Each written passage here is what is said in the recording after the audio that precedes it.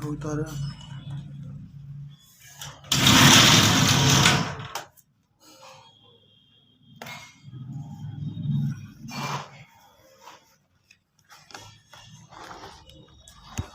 संत वाणी संग्रह व्यवहारिक अध्यात्म योग।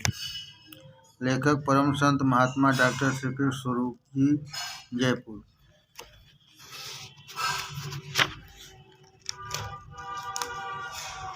प्रस्तावना। दुनिया में हर आदमी के ख्यालात अलग अलग होते हैं, कभी एक दूसरे से नहीं मिलते। बाजे लोगों के ख्यालात कुछ खप्त की हालत तक पहुंच जाते हैं, चाहे वे अच्छे हों या बुरे।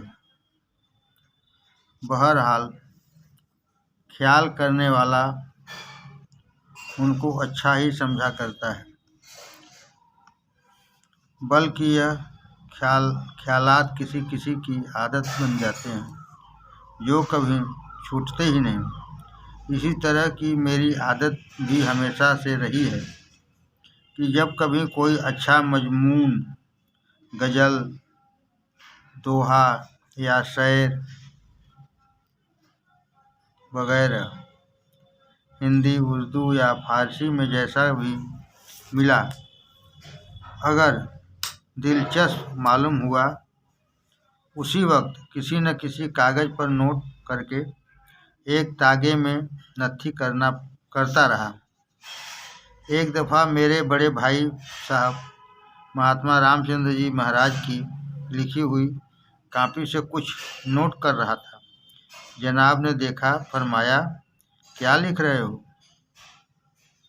मैंने वैसा ही सामने पेश कर दिया। फरमाया, काम तो अच्छा करते हो, मगर कागज़ के पर्चों के बजाय कॉपी पर लिखा करो तो गुम हो जाने का अंदेशा नहीं रहेगा।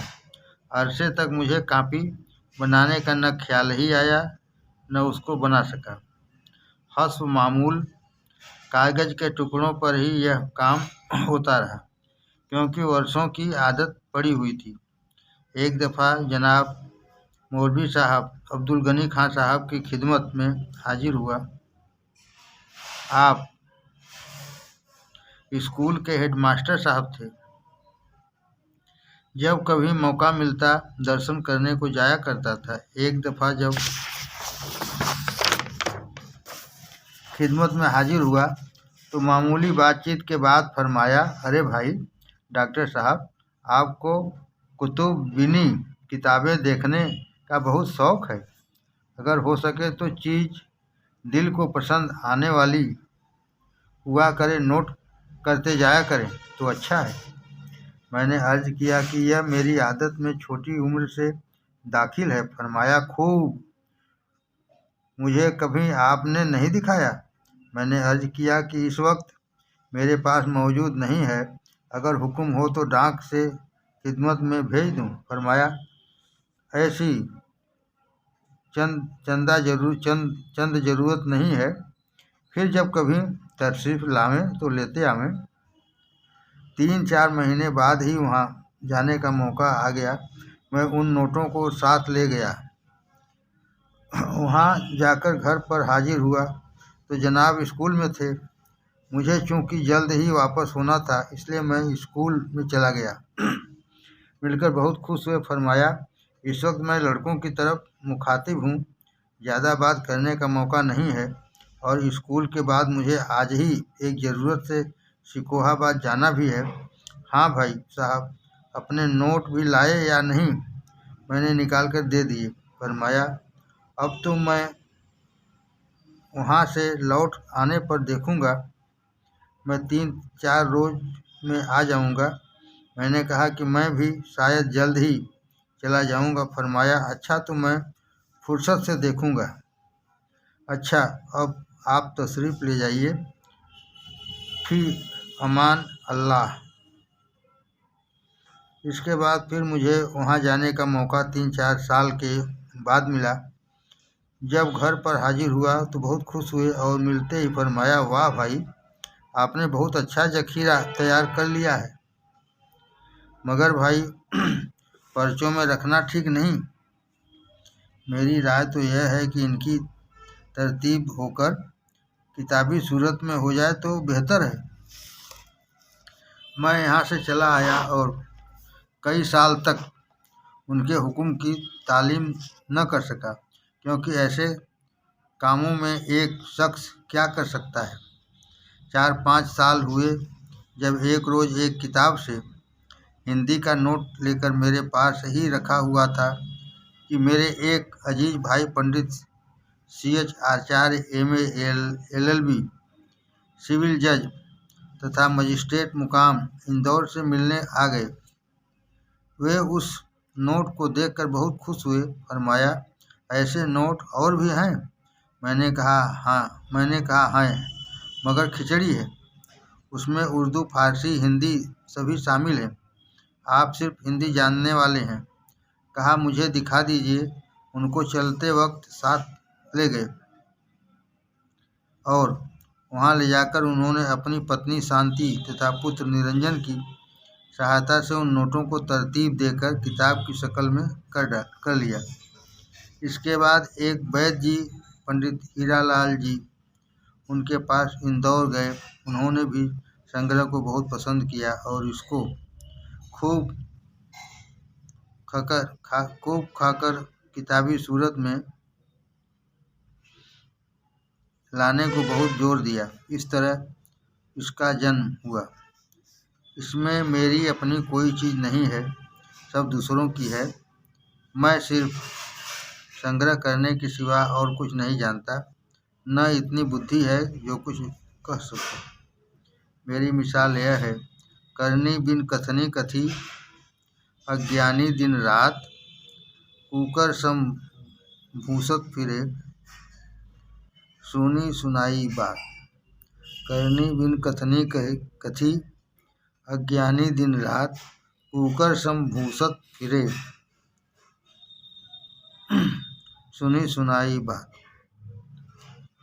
मगर कुत्ता भी अपना फर्ज अदा करता है और कुछ नहीं तो सोने वालों को भूख भूख कर जगा तो देता है। यह भी कहा है, कथनी मीठी खांड सी, करनी विष की लोय, कथनी तज करनी करे तो विष से अमृत होय। कथनी मीठी खांड सी, करनी विष की लोय, कथनी तज करनी करे तो विष से अमृत होय। मगर इस हालत में विष से अमृत तो एक करनी करने वाले ही को हो सकता है, मगर कथनी से खुद के अलावा दूसरे भाइयों को भी फायदा पहुंचा सकता है। इस शक्ल में यह दूसरी हालत पहली से बेहतर ही समझ में आती है। गुरु सबका भला करें। दास कृष्ण स्वरूप। निवेदन। परम संत महात्मा डॉक्टर कृष्ण स्वरूप जी साहब पिछले 50 वर्षों से लोगों को अध्यात्म विद्या की शिक्षा दे रहे हैं। इस अवधि में उनके संपर्क में सैकड़ों जिज्ञासु साधक व सत्संगी भाई आए। इनमें कुछ ऐसे भी थे जिनको थोड़े ही समय में गुरु कृपा एवं सच्ची तीव्र लगन के कारण साक्षात्कार हो गया, और अधिकांश ऐसे हैं जो अभी तक मन की गुलामी कर रहे हैं। इन भिन्न भिन्न प्रकार की रूहानी, दिली तथा मानसिक स्थितियों के लोगों को अध्यात्म विद्या की तालीम देने के सिलसिले में जो अनुभव श्रीमान को हुए, उनका रोचक ढंग से इस संग्रह में समावेश किया गया है। इस पुस्तक का उद्देश्य यह सिद्ध करना है कि दीन और दुनिया एक दूसरे में गुथे हुए हैं। दुनियादारी करते हुए भी आदमी परमार्थ की कमाई कर सकता है। यह किस प्रकार संभव है, इसके विषय में अत्यंत सरल तथा प्रतिदिन होने वाली सांसारिक घटनाओं और कथाओं के द्वारा उच्च कोटि की रूहानियत को समझाने का प्रयत्न प्रस्तुत संग्रह में किया गया है। मन की वृत्ति को कैसे बदला जा सकता है, मन के विकारों पर कैसे विजय पाई जा सकती है, इसका भी सुगम मार्ग प्रदर्शित किया गया है। सत्संग, भजन, ध्यान और सुमिरन की विधि तथा महत्व पर भी बहुत ही सुंदर ढंग से प्रकाश डाला गया है। संत मत और संसारी मत का विभेद संत मत का अभ्यास, नाम शब्द कर्म का सिद्धांत, यम नियम, आसन प्राणायाम, ज्ञान मार्ग, प्रेम मार्ग, विश्वास आदि विषयों पर सरल तथा सुबोध विवेचन किया गया है। संसार के साधारण जीव किस प्रकार विकट परिस्थितियों में रहते हुए तथा सीमित साधनों से मुक्ति प्राप्त करके मानव जीवन को सफल बना सकते हैं, इस प्रश्न का उत्तर भी इस पुस्तक में दिया गया है। संतों के लक्षण और उनके सिद्धांतों के अनुशीलन से आप सहज ही संत सद्गुरु की पहचान कर सकते हैं। एक बार सच्चे सद्गुरु के प्राप्त हो जाने पर यदि आपने उनका पल्ला दृढ़ विश्वास के साथ पकड़ रखा तो आपके इहलोक और परलोक दोनों सुधर जाएंगे और बेड़ा पार हो जाएगा, इसमें कोई संदेह नहीं है। एक बार सच्चे सद्गुरु के प्राप्त हो जाने पर यदि आपने उनका पल्ला दृढ़ विश्वास के साथ पकड़ रखा तो आपके इहलोक और परलोक दोनों सुधर जाएंगे और बेड़ा पार हो जाएगा, इसमें कोई संदेह नहीं है।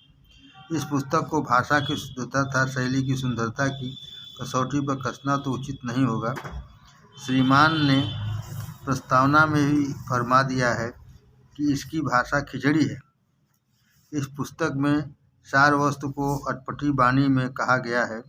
केवल महोदय हिंदी नहीं जानते थे और संकलनकर्ता उर्दू और फारसी नहीं जानता था, अतः भाषा संबंधी अनेक त्रुटियां रहना स्वाभाविक है।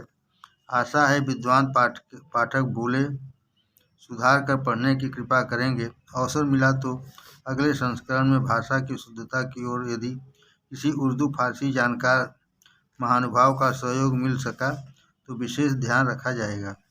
इस पुस्तक की सामग्री एकत्रित करने में श्रीमान के ज्येष्ठ पुत्र Shri Narendra Mohan Saxena MA LLB, assistant collector एवं मजिस्ट्रेट टोंक राजस्थान तथा कनिष्ठ पुत्र श्री राजेंद्र मोहन सक्सेना, फिशरीज ऑफिसर अलवर से पूर्ण सहयोग मिला, अतः हम उनके आभारी हैं। CH आचार्य, इंदौर।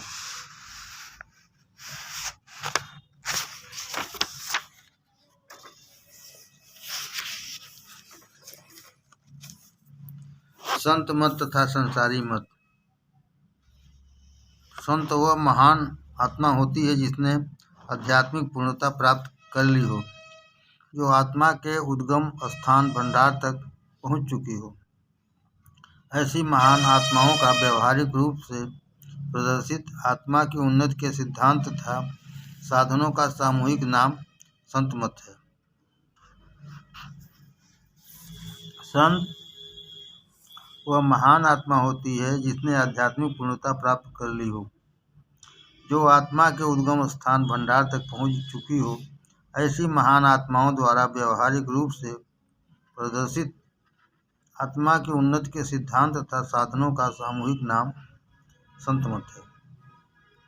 इस मत को बहुत कम लोग वास्तविक रूप से समझने का प्रयत्न करते हैं। शायद 25% भी मुश्किल से ही मिलेंगे। इस 25% में से भी ज़्यादातर लोग ऐसे नज़र आते हैं जो या तो यह चाहते हैं कि हम महात्मा कहलाएं और दूसरों को चेला बनावें जिससे दुकानदारी चल निकले, या यह चाहते हैं कि नाम तो हो जाए संतों में और काम कुछ भी न करना पड़े, और जहाँ तक हो सके संतों को भी संसारी मत में खींच कर ले आवें। इसका सबब सिर्फ यही समझ में आता है कि संत मत की असलियत न जानकर वे दोनों मतों को, संत मत और संसारी मत तक एक जैसा समझते हैं। अक्सर देखने में आया है कि लोग संत मत में दाखिल सम्मिलित होकर भी अपनी पुरानी आदतों को, पत्थरों की सेवा वगैरह नहीं छोड़ते। यहाँ तक कि अगर किसी संत महात्मा का कोई फोटो कभी उनके हाथ आ जाए तो उनको भी अपनी रोज को पूजा में रखकर उस पर भी जल चढ़ाना, फूल चढ़ाना, आरती वगैरह करना, घंटा बजाना शुरू करने लगते हैं। इससे साफ जाहिर होता है कि वे समझ नहीं रखते।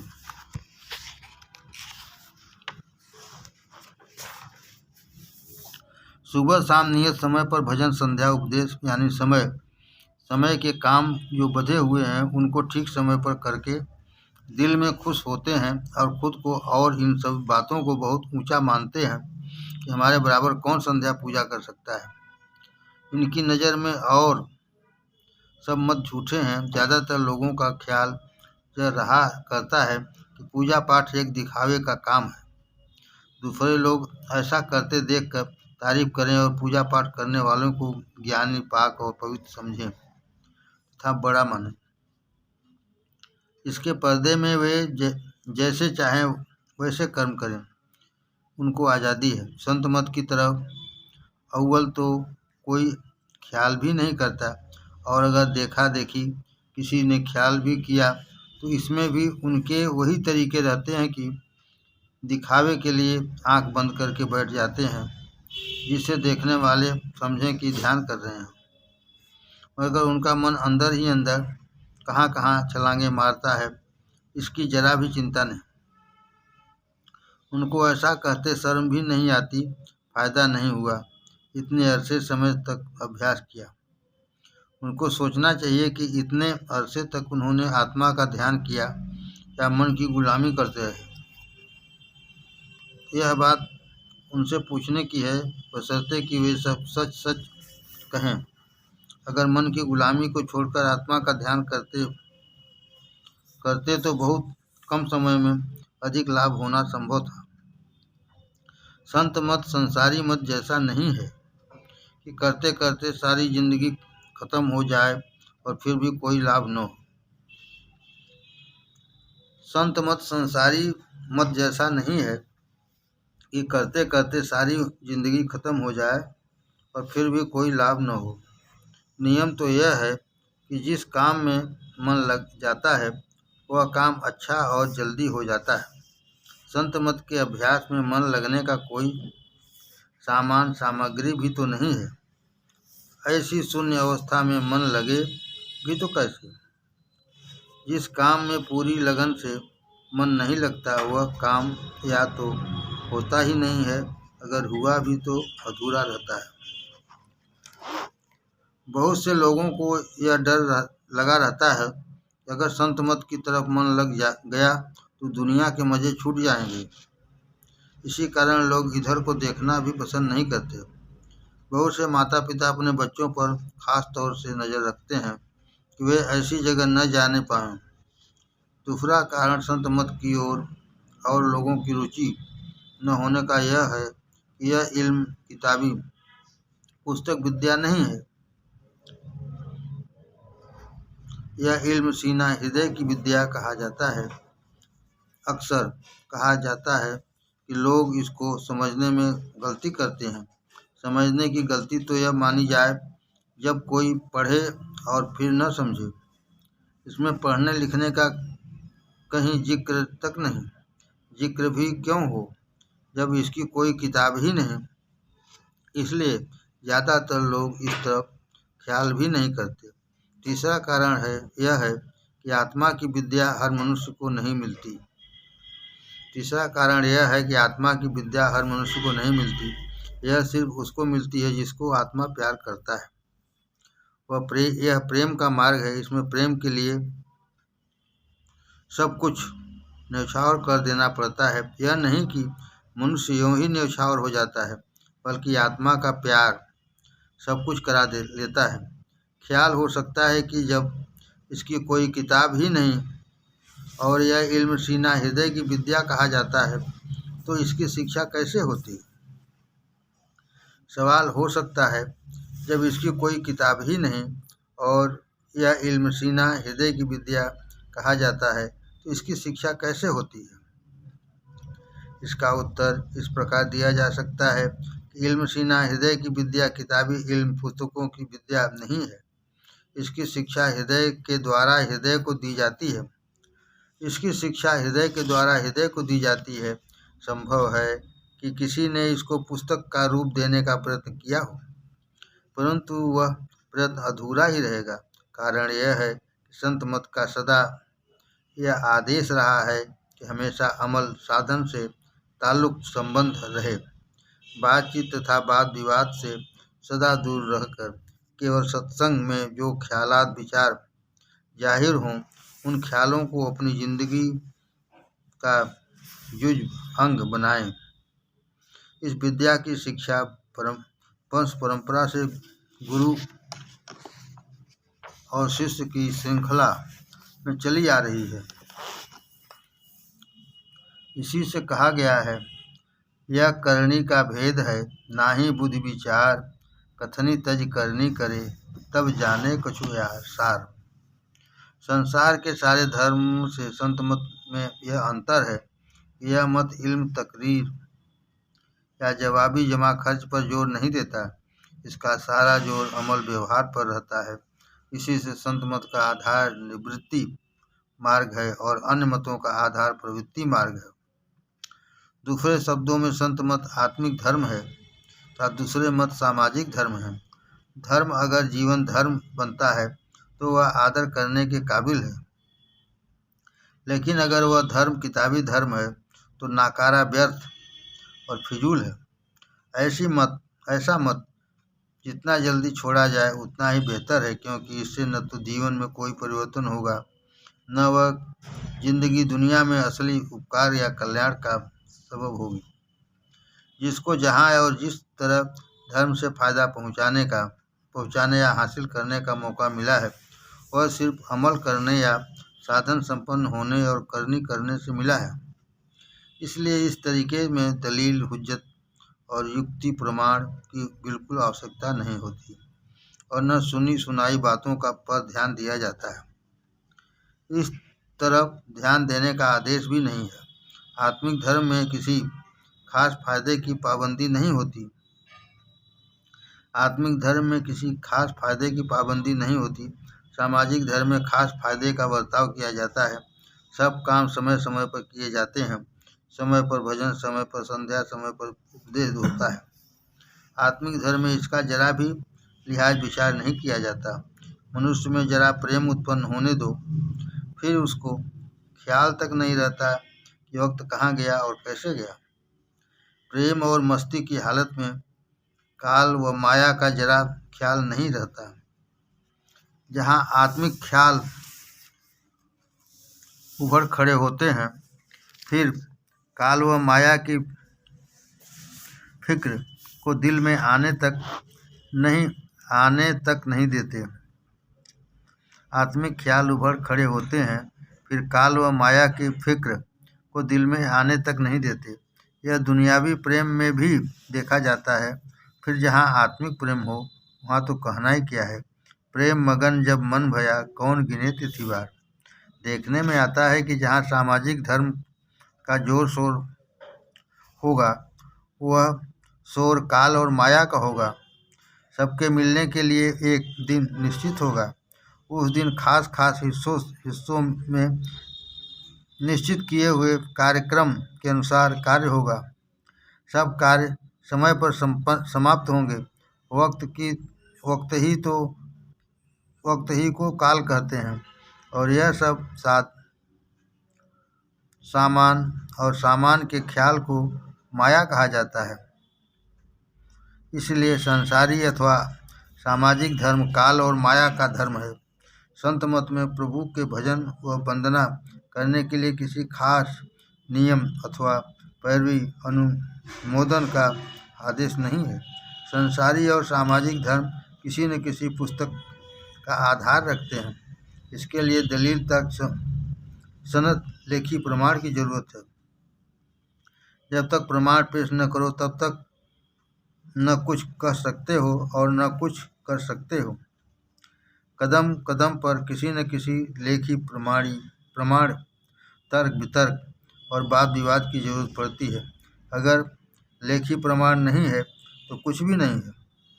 इसलिए सांसारी मत सनद, प्रमाण और किताबों की गुलामी का मत है। संत मत इन सब से स्वतंत्रता दिलाता है। सामाजिक धर्म में पूर्वजों के उदाहरण पेश करने की आवश्यकता होती है, मगर आत्मिक धर्म में इसकी जरा भी जरूरत नहीं है और न इसकी तरफ ध्यान ही दिया जाता है। यहाँ तो केवल आत्मिक स्फुरण से काम है। यहाँ जो यह कहा जाता है यह आत्मिक अनुभव का क्या कहता है। इस दृष्टि से संत मत तथा अन्य मतों में बड़ा अंतर है, परंतु संत मत की संसार के अन्य मतों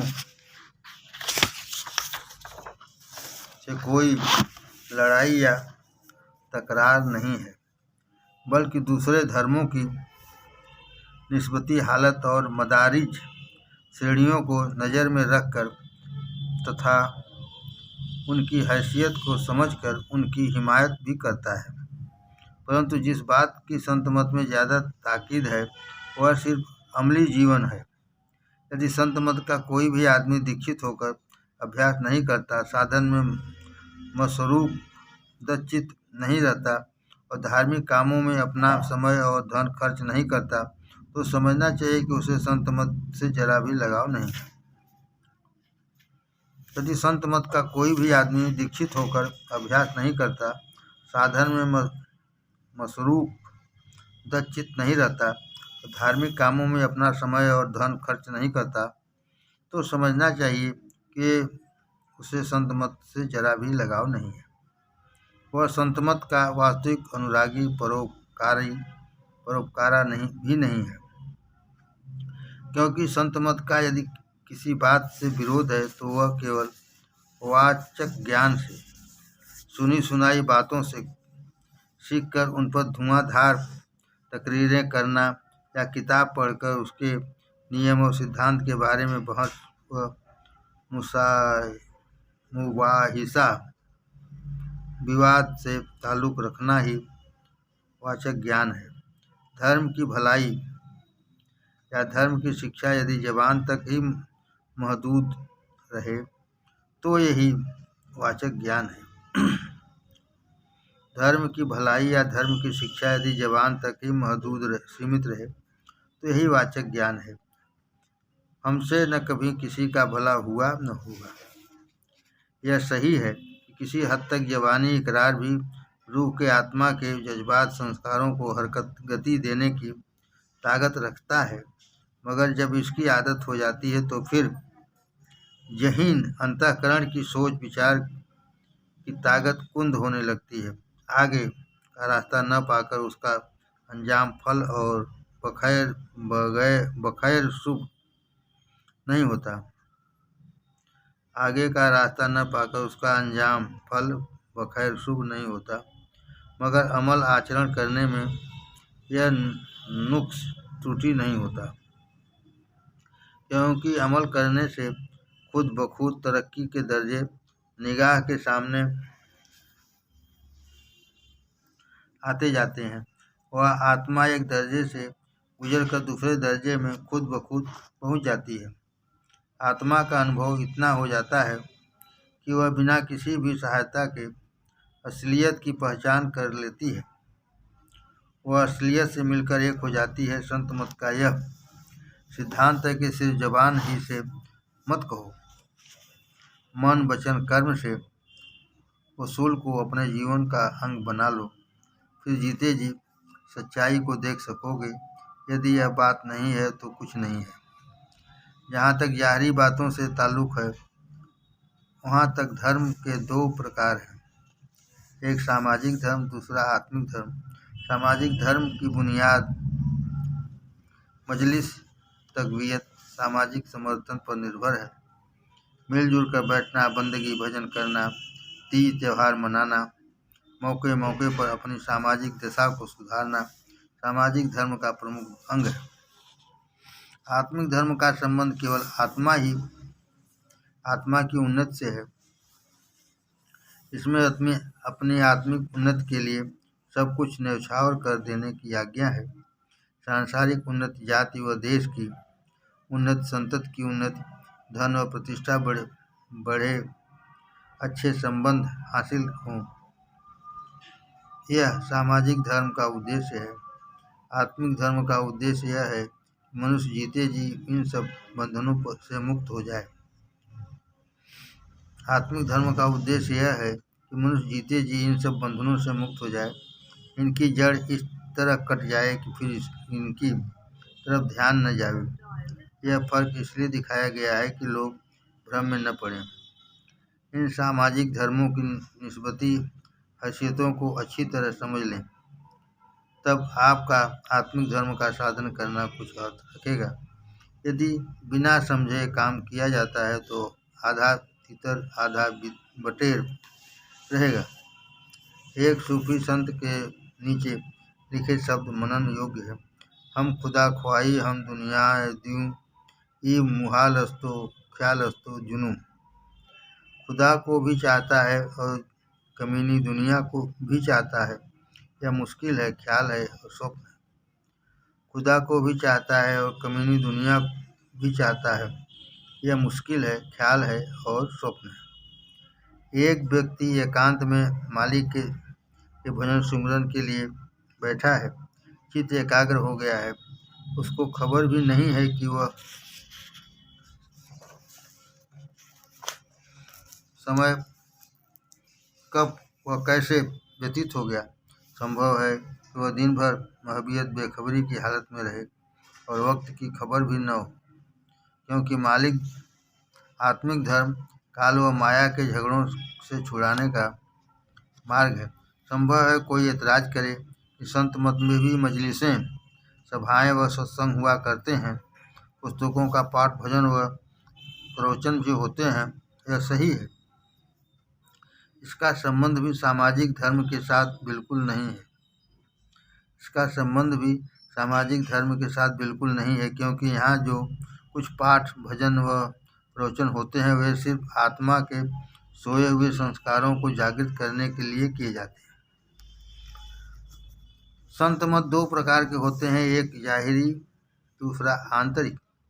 जाहिरी सत्संग में दत्तचित्त हो गुरु की बात व वाणी को सुनना और उस पर मनन करना होता है। इसका यह तात्पर्य नहीं है कि यह एक कान से सुना और दूसरे कान से निकाल दिया, बल्कि गुरु के उपदेश को अपनी आत्मा की गिजा पोषक तत्व बनाने से मतलब है। गुरु का प्रत्यक्ष उदाहरण देखकर उसके आकर्षण प्रभावों को जज्ब हृदयंगम करता जाए। जो आत्मिक प्रभाव शब्दों की धार की शक्ल में गुरु की जबान से निकलते हैं, जो आत्मिक प्रभाव शब्दों की धार की शक्ल में गुरु की जबान से निकलते हैं, उनको साधारण करता जाए तो सुनने वाला बिना किसी मेहनत के ख्याल को दृढ़ बनाने का दर्जा हासिल करता जाएगा और उसमें भी वही रंग रूप झलकने लगेगा। आंतरिक सत्संग से आशय अभ्यास से है। आंतरिक सत्संग से आशय अभ्यास से है। इसमें भी वही हालत होती है जो बाहर होती है। इसमें ज्यादती के साथ तवज्जो की धार को एक खास मुकाम पर कायम करके चित्त की एकाग्रता का लाभ उठाकर घर में रास्ता तय करने के साधन में लग जाना पड़ता है और धीरे धीरे अपना काम बना लेना पड़ता है। संत यह कभी नहीं कहते कि तुम यूं ही बिना समझे बुझे पर घर बार छोड़ दो। संत यह कभी नहीं कहते कि तुम यूं ही बिना समझे बुझे घर बार छोड़ दो।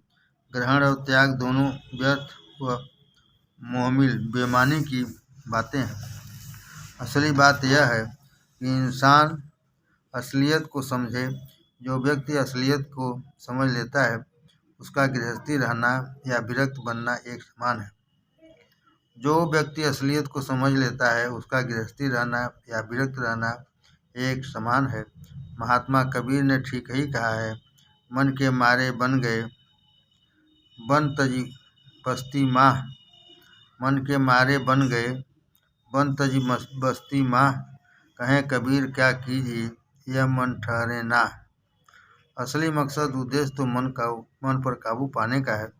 जो लोग यूं ही घर बार पत्नी बच्चों को छोड़कर साधु हो जाते हैं, संत मत के वास्तविक अर्थ को उनका कोई आदरणीय संत मत के वास्तविक अर्थ में उनका कोई आदरणीय स्थान नहीं है। सच्चाई तो यह है कि घर में रहे, घर का होकर न रहे। घर में रहे, घर का होकर न रहे। सब कुछ करे और करता हुआ भी कुछ न करे। किसी कवि ने कहा है, संत शयान वही जग में, घर ही जिन जोग कमायो है। संत मत में गृहस्थी भी सम्मिलित हो सकते हैं। यदि वे साधन में लगे हुए अपना काम बनाते चले जाएं, दाएं बाएं बिना मुड़े अपना ध्यान इष्टपद की तरफ रखें, ऐसे गृहस्थी आसानी से दुनिया में रहते हुए अपना काम बना लेते हैं। यदि विचारपूर्वक संतों की जीवनियों का अध्ययन किया जाए तो पता लग जाएगा कि अधिकतर संत गृहस्थियों में से ही हुए हैं। गृहस्थियों को ही चिताने का अधिकतर ख्याल ऐसे संतों को रहा है। यदि ऐसे संतों का वर्णन किया जाए तो एक स्वतंत्र पुस्तक बन सकती है। ऐसे संतों के मौलिक उपदेश को नीचे लिखे शब्दों में व्यक्त किया जा सकता है। आपको आप पहचानो, कहा और का नेक न मानो, जब तक देखो न अपने नैना, तब तक मानो न गुरु के बैना। ज्ञान प्राप्त करने के 3 तरीके हैं: प्रमाण, अनुमान तथा अनुभव। प्रमाण हवास इंद्रियों के ज्ञान को कहते हैं। प्रमाण हवास इंद्रियों के ज्ञान को कहते हैं। अनुमान क्यासी कल्पनाजन्य इल्म ज्ञान कहलाता है। तीसरा अनुभव से आशय धार्मिक गुरुओं के अनुभूत सिद्धांतों से है। इनकी अपनी अपनी हैसियत है, मगर इसके साथ संत मत में एक और बात पर जोर दिया जाता है: तुम्हारा अपना अनुभव क्या है? जब तक अपना अनुभव न हो तब तक सारा ज्ञान व्यर्थ, निकम्मा व बेकार है।